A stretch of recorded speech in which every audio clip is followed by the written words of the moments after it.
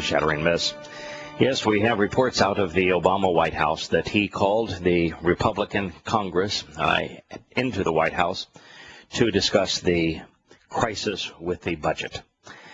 Mr. Bonner, when he left the White House, said they will not negotiate. Mr. Obama said that he would not set a precedent where, quote, an extremist wing of a party holds a government to ransom. This president does not think that he is president. He thinks that he is king. Long live King Obama. You see, if you're going to sign up for politics in a country that has a constitution and is governed by the rule of law, then your conduct is governed by that constitution, unless you think that you're above it. In which case, you don't pay any attention to the fact that there were checks and balances in the U.S. government and that Congress has discretion over spending and that bills require the passage of the Congress, Senate, and unless there's a two-thirds majority, have to be signed by the White House. But no, this president, he will not negotiate.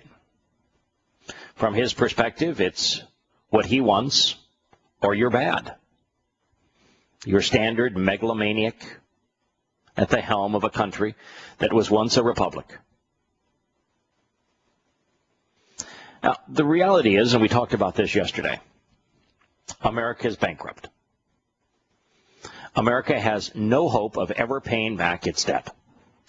If you recognize that we have $17 trillion in current debt, which we're paying interest on, and in addition to that, another $45 trillion in unfunded mandates for pensions and Veterans Affairs benefits, Social Security and Medicare, where there is no fund, no reserve, nothing to fund those mandates, that collectively we're about $60 trillion in debt. More in debt by percentage and an aggregate amount than any country in the history of the world. And so recognizing also that the single largest and fastest growing component aggravating that problem is Medicare. Socialized medicine. Programs that were conceived in the 1960s, what now, just 55 years ago, have grown from being what was said to be an insignificant amount of the U.S. budget, less than 1 or 2% of the U.S. budget, are now about 40% of the U.S. budget. 35 to 40% in that range. They're expected to triple in the next 10 to 15 years. It is a wildfire that is completely out of control, uncontainable. And yet what this president has decided that he wants to do is to substantially increase the size of the Medicare program. So you take the aspect of the federal government that has become the largest burden on our deficits, that is by far the fastest growing cost to the U.S. government, and you say that the way to fix the economy of America and the deficit problem is to radically expand the most expensive and the most out-of-control program. And so the Republicans in Congress are saying, no, we won't fund that. It would be irresponsible for us to do that. And the president won't negotiate. All he wants to do is to say that the behavior of Congress is reprehensible, that they are not honoring America's debts, that they are the problem. Now, I'm not going to exonerate Republicans. I think that both houses that play in the U.S. Capitol are equally disgusting.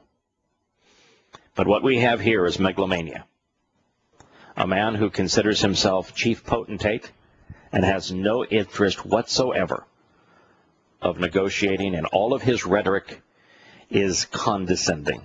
This is not helpful. I believe he's even thrown around the word oaths. The oaths that they've taken say that they'll do this and they'll follow this, when he himself, the oath that he's taken, he himself has not upheld at all. Yeah, when you look at the oath, he took a oath to defend the U.S. Constitution, and yet his primary attack on the U.S. Constitution has been against America's right to keep and bear arms. He has an attack on free assembly and free speech. He has made an overt attack on unreasonable search and seizure. The man has done everything he can do to undermine the U.S. Constitution, and yet he's talking hypocritically about the oath that others have taken. Megalomania is blinding. He has been blinded. He's an extraordinarily dangerous individual. Had it not been for Putin, the de facto dictator of Russia, this man, on his own ego, would have engaged the United States in what would have led to World War III by bombing Syria. That's how dangerous he is. It is an extraordinarily sad day. And one of the things that is particularly sad about this whole thing is that most Americans know that nationalized health care for a bankrupt country that can't do anything right on a national level is a very bad idea. Most Americans that are responsible and are actually paying for their own health care recognize that since the passage of what is dubbed Obamacare, that their policies, their insurance policies, have increased radically in cost by thousands of dollars a year, and that the amount of their coverage has decreased because any program, any insurance that was considered to be full coverage has been labeled, Cadillac, or has been labeled such that Obama has placed his class warfare edicts upon it, and so it's taxed all the more. So insurance companies are lowering the amount of things that they're covering and the percentage of those things that they do cover that they'll pay for, so that they're not put in the class warfare taxable category. And then because of the fact that with the shift in Obamacare to pay hospitals less for those covered by national health care, hospitals to survive must increase the amount that they charge to private insurance carriers or go bankrupt. It is a stunningly stupid, suicidal piece of legislation. Now, is that the only problem in the budget? Of course not. America cannot afford its military. It needs to get out of the defense business. Honor the Second Amendment to the U.S. Constitution. You don't need a standing military. America needs to get out of the wealth redistribution business. The Ponzi schemes of both Medicare and Social Security. It needs to get out of the welfare business and the food stamp business. There are practical solutions for all of these things that take care of the individuals that are in need without bankrupting the country, without rewarding failure and a desire not to work while punishing success. You know, in the state of California, which has a third of the welfare recipients in the country, the average welfare recipient in the state of California receives more in their welfare check than they would have earned if they worked 40 hours a week at $21 an hour. I mean, we have pushed the system to the point where it is no longer sustainable. If America is not bankrupt, then we need to redefine the term bankrupt. Bankruptcy is simply when your debts exceed your capacity to service them. America at $60 trillion in debt, if they took 100% of the profit of every business, every individual in the country, and they took 100% of the profits of everyone in the country, it would still take 40 years to pay it off. And how could you, what would be the likelihood that anyone would work if you took 100% of what they earned? That's how bad our situation is. And yet, because this president loves gun control, and their idea of gun control is you increase the arms to those you control, while you decrease the arms to those you do not. Their idea of gun control is you send weapons to those that you like, and you send fewer weapons to those you do not like, making sure that you are the only one sending weapons. So they signed today not a NATO, but a United Nations treaty that said that the United States would play by the United Nations rules. And now, some people are heralding this and says, what a great thing to do. The legislation is designed to keep arms out of the hands of militias. But what does the U.S. Constitution say?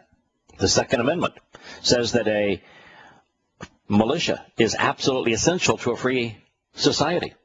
And so you should not do anything that infringes on an individual's right to keep and bear arms. This is saying that if you're a government and you're a tyrant, send all the weapons you want. And yet, here the United States has signed this, and it's the primary weapons supplier to the Syrian rebels. Doesn't seem like it's impending or infringing on the distribution of weapons, no matter whom is the recipient. But the treaty itself is opposed to the very thing that America stands for. And yet, what does the State Department, who sponsored the treaty, and Kerry, who signed the treaty, say about it? Oh, of course, it honors the rights of individuals to have arms so long as they're for legitimate reasons, which they themselves define.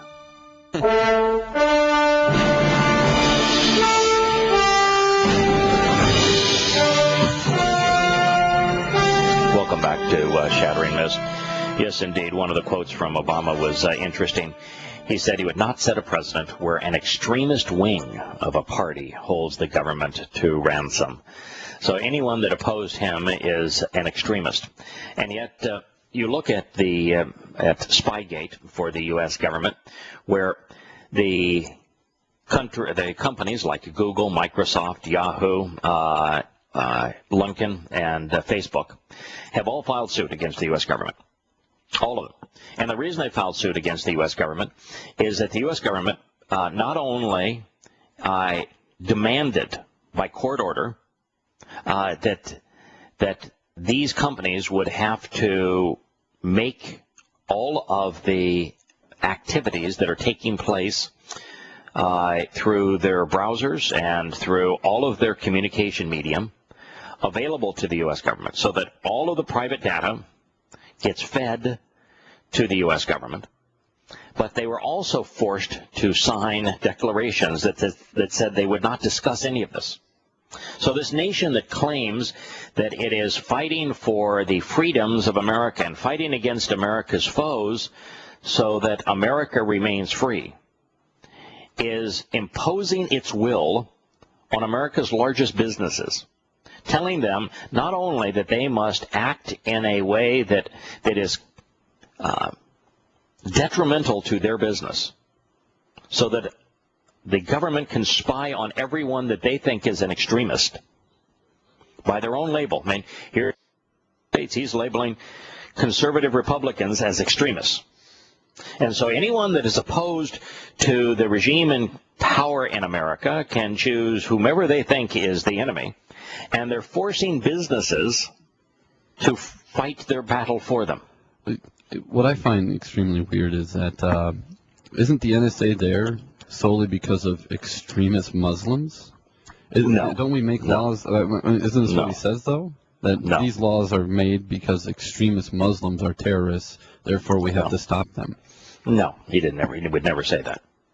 He would never say that. And the fact is, the NSA was created long before the onslaught of Islamic terrorism. It was primarily created to spy on the Soviet Union.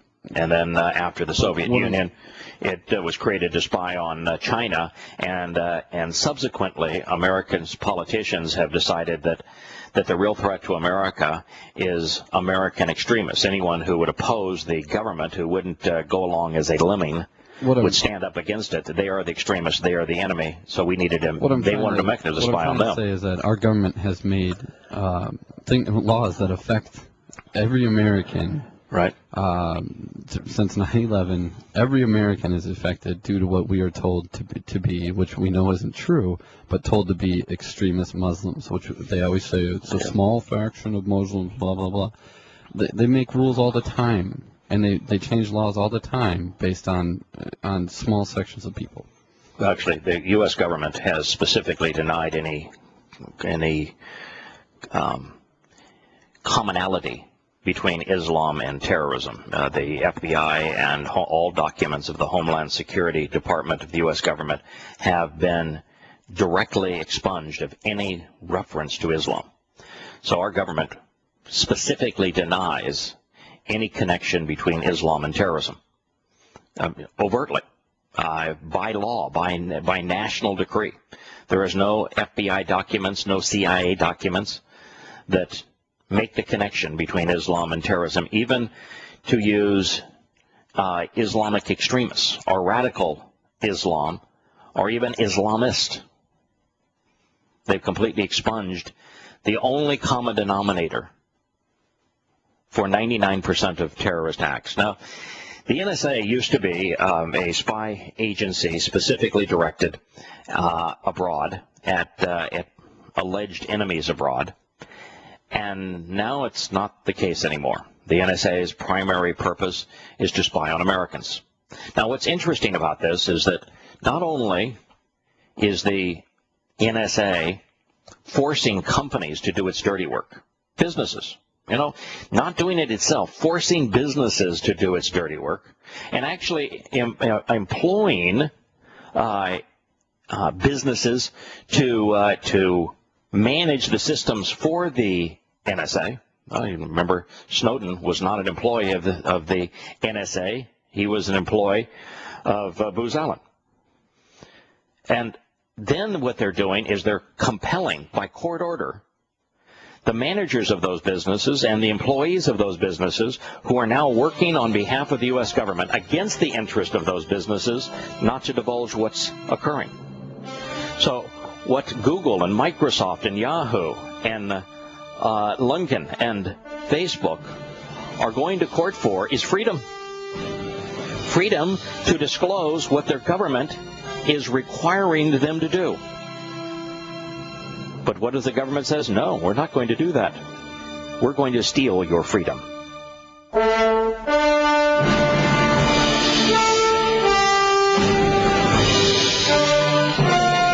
Welcome back to Shattering Myths. Next story in the news is an interesting one. We're all familiar with what happened in Kenya, where the Islamist group called the Lads, it's al-Shabaab, decided that it would be a swell thing, a godly thing, for them to raid a shopping center, taking captives and killing as many as they saw fit, to make their demands known.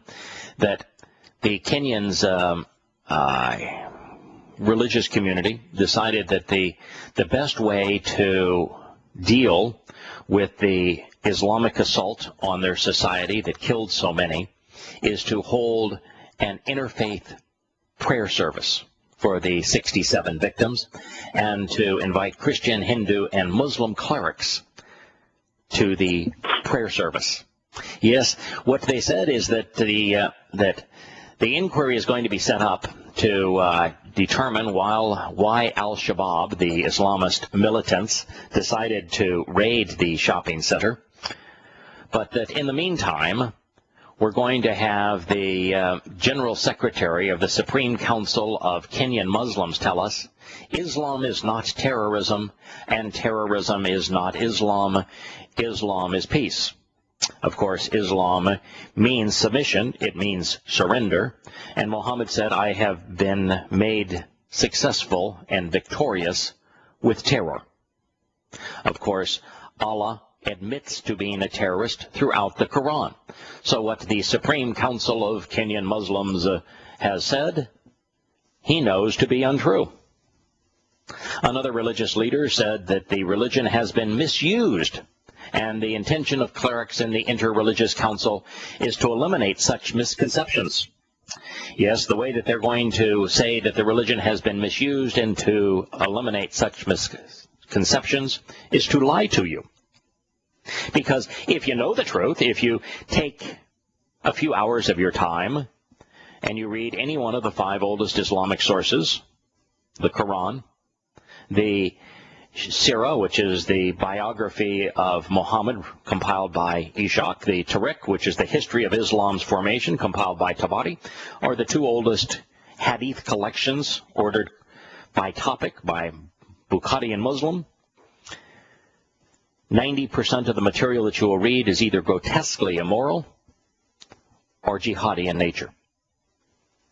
And so all they want you to do is to avoid misconceptions by wholly disregarding all of the evidence. Do not make the connection to the fact that this was a Muslim terrorist attack, that they did the attack in the name of Islam.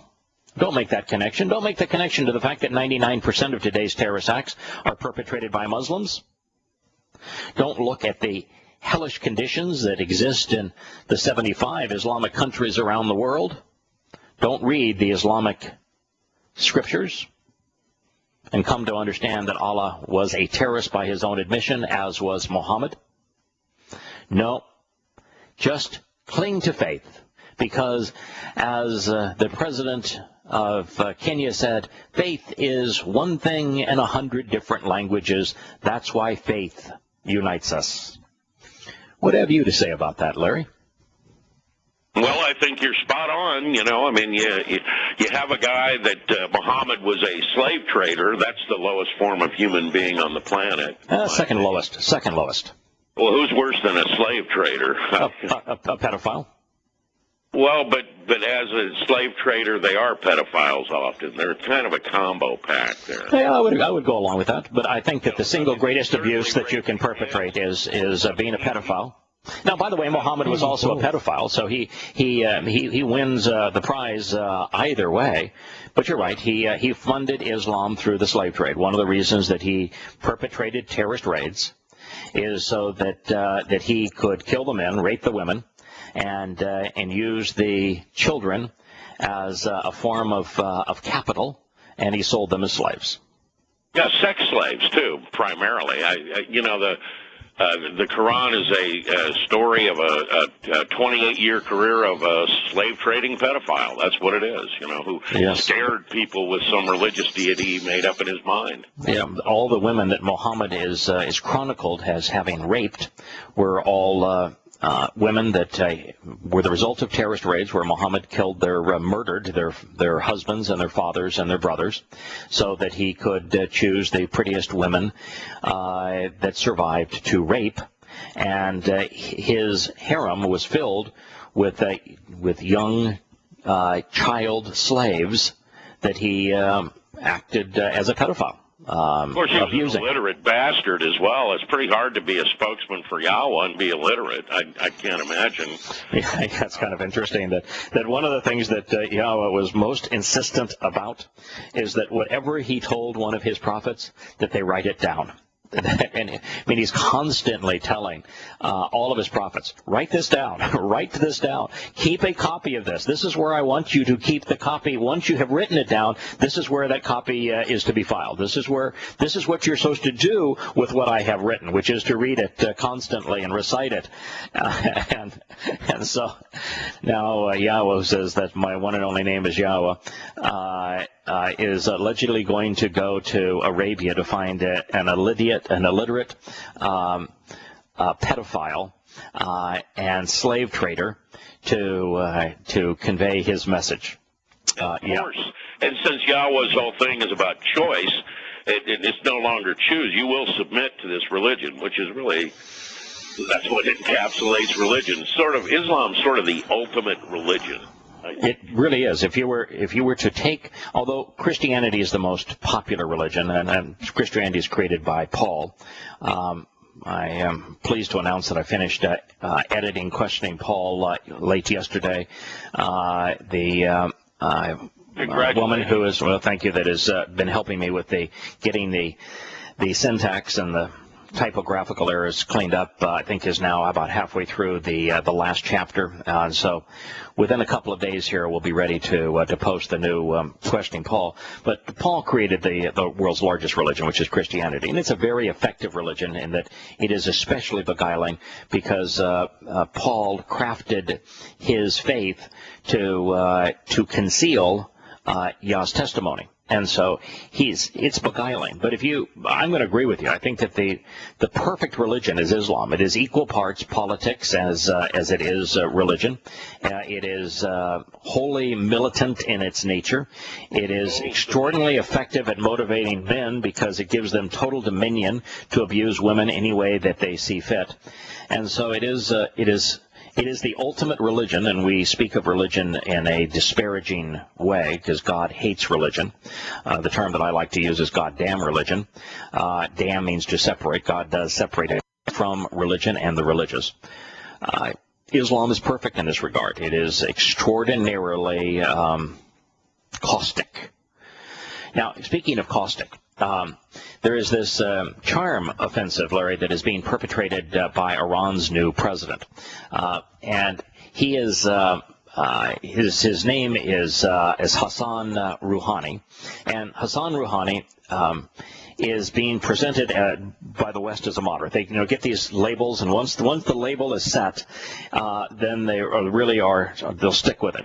The only place where they're having a tough time with this right now is in Tunisia, where they want to talk about the moderate political party that's in control of Tunisia until they recognize that the Tunisians want them out because they were the most fundamentalist of all of the Islamic parties, and so they'll call them an Islamist party in one paragraph after having called them moderates and on another.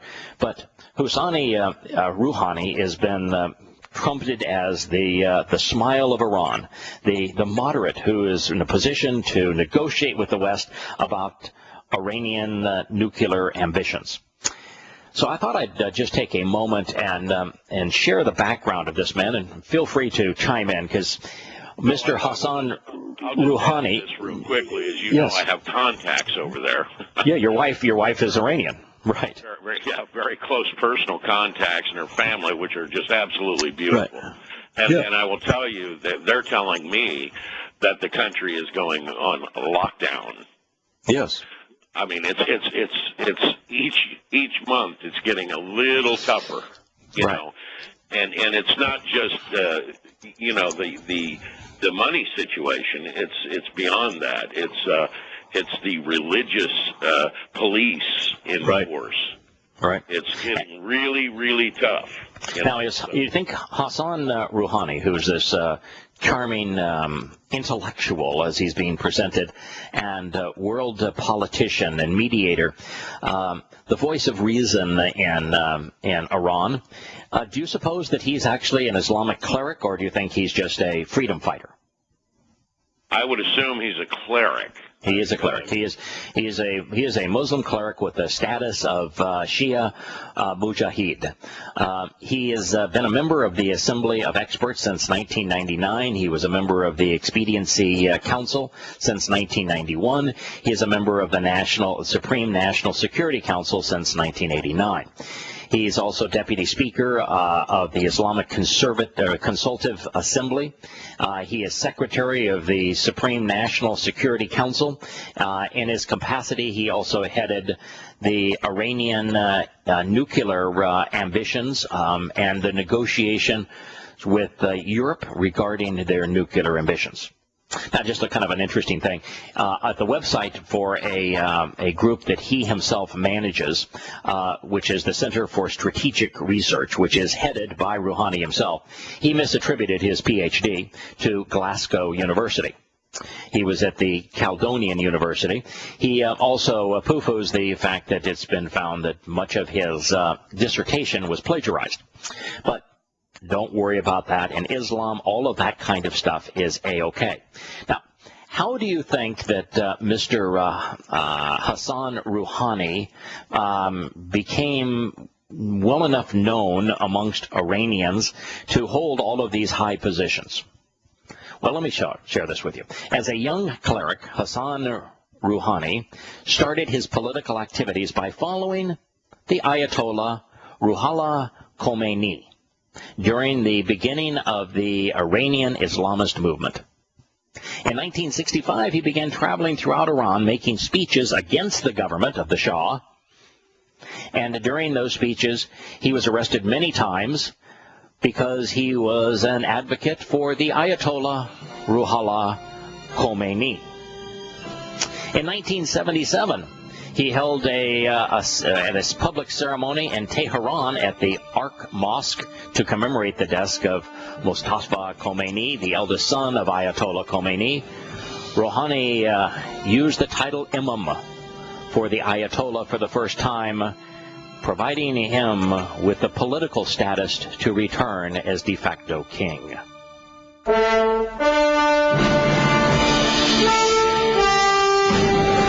Welcome back to Shattering Myths. We're talking about a subject near and dear to Larry's heart, and his wife is Persian, and the Persian culture has been decimated, if you will, by the influence of Islam. It is interesting that this man, whom we present as a moderate, was for many years head of the Iranian war machine. He was not only the de facto leader of the Islamic Revolution in Iran as the primary troubadour on behalf of the Ayatollah Khomeini. When he came back to Iran and they began the Iran-Iraq War, Rouhani was the supreme defense leader for the military of Iran against Iraq. When Robert McFarlane met with Iran regarding the freeing of American hostages, which were held at Rouhani's behest, the person he had to negotiate with that wanted American weapons in return for the hostages was indeed Hassan Rouhani. This is the most interesting thing, Larry, about him. He was on the Supreme National Security Council during the time, which was called, and the Expediency Council, heading it in 1991, when that council came up with a plan for the AMIA bombing. Now, most people, just not going to hear that acronym and say, gee, I know what that is. But I'll explain what that bombing was in a moment. But he was head of the council when it conceived the plan that it would go bomb Jewish facilities in Argentina, in Buenos Aires, as a result of the Argentines saying that they didn't want to play nukes with Iran anymore. And so he is the fellow that authorized this attack as part of the Expediency Council. And none of this should be surprising, because anybody that's elevated to to that level, they actually work for Ali Hussein Khamenei. Right. And Khamenei is the supreme leader. I mean, you can Right. be president all day long over there, Right. and it really doesn't matter. Correct. Because it's the supreme leader that runs things. And Khamenei has replaced the Ayatollah Khomeini. So it's the guy that Rouhani brought into power eventually died, and his replacement cleric is the person that Rouhani works for. Just a quick note on the Buenos Aires attack. It was in 1994. It killed 85 people, injured hundreds. It was Argentina's most deadly bombing ever. And on October 25th, 2006, the Argentine government determined that it was, in fact, the Iranian government, and specifically the Supreme National Security Council, that made the decision to use Hezbollah to commit the attack, and that it was decided upon because of the Argentines deciding they did not want to continue with the nuclear technology transfer contract that they had with Tehran. This is a man that authorized one of the most deadly and heinous terrorist attacks in modern history. And he is a moderate? Right. Yeah. Well, when he, by the way, right after the student protests in July of 1999, they became so famous, at a rally sponsored by the government, which would mean the mullahs, he said, "At dusk yesterday, we received a decisive revolutionary order to crush mercilessly and monumentally the opportunist elements wherever they may occur. From today, our people shall witness how, in the arena of our law enforcement, that we shall deal these opportunists and these riotous elements so that they never again dare show their faces." And so he was the primary spokesperson against anyone seeking freedom from the Islamic government in Iran. What it should interest most of the American people is that, the Shah was just fine until he decided to nationalize his oil and stop giving it to the G5s. Right. And the Shah himself actually wanted to put Khomeini in exile within the country of Iran, where they could watch him. Mm-hmm. British, American, and French interests forced them to allow him to go to France, where this revolution was planned, and as the West kicked the Shah out and worked with these people to do it, as they kicked the Shah out, they flew Khomeini in as the conquering hero. Correct. Oh yeah, America was complicit in creating the Islamic State of Iran. We made our own enemy. It is something we do with reckless abandon. It's why we ought not have a CIA. It's why we ought not have an NSA. It's why we ought not have a military. We do not use them morally.